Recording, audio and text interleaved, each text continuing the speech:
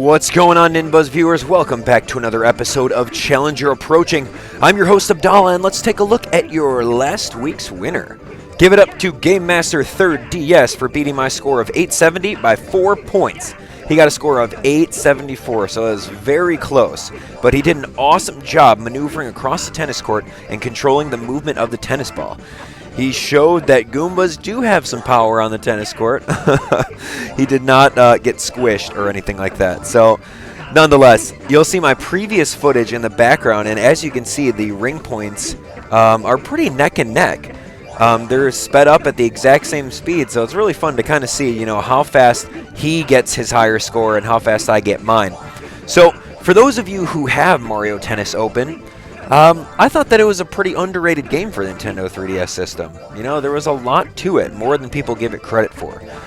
There was a lot more special games other than just playing tennis that add to the replay value.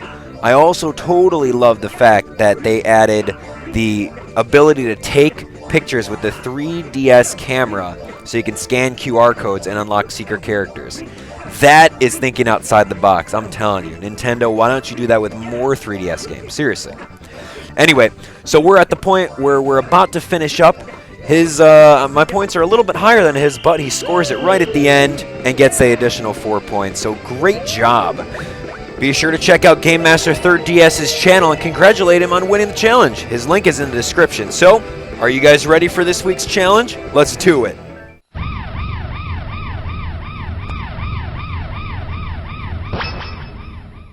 By popular demand, we're going to mix it up a little bit. Let's jump from the Mario universe to the Zelda universe in the latest installment, Skyward Sword. Okay, so I want to dedicate this episode to my friend Nick, who asked me to beat this challenge for his personal file. For those of you who actually have this game, head over to the Lanayru Desert and meet up with the Goron. So all you got to do is run over down this way. Ignore these two little lizard guys. Oh, those guys are funny. Come on, Link. You should have unlimited running ability. Anyway, so here we go. So now we want to go to the Rickety coaster. Drop 20 rupees. Well, that's a pretty good deal.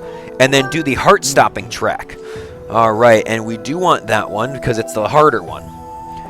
Now, let's hear the rules really quick for those of you who haven't done this.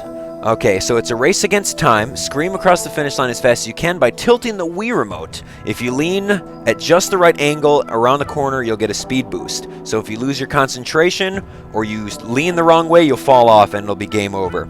So the best time to beat is 1:03:59.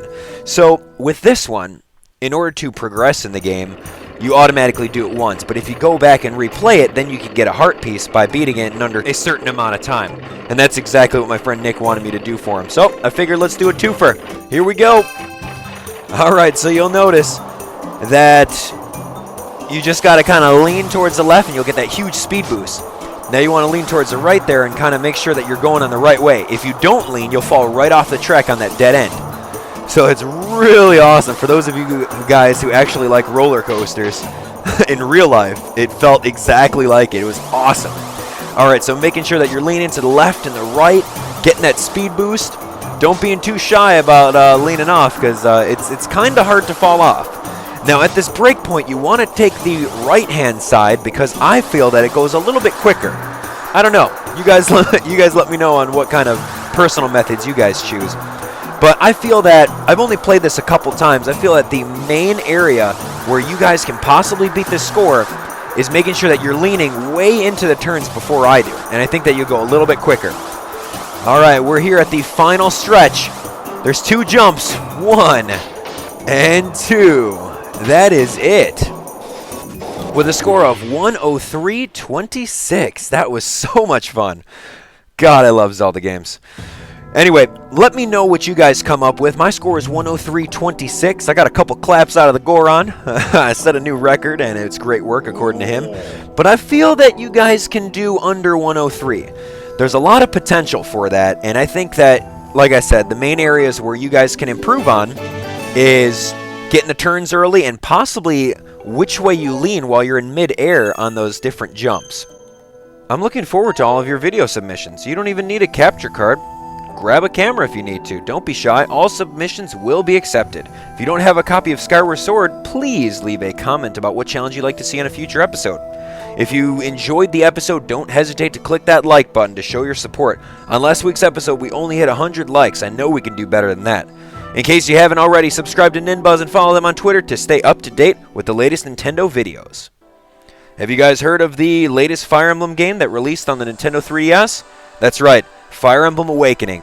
Out of all the 3DS games released to date, I personally have to say that this one is the best game out there.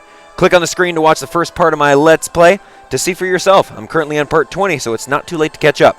If you like what you see, why not subscribe and join the Abdallah Nation? Until next week, you guys have been challenged.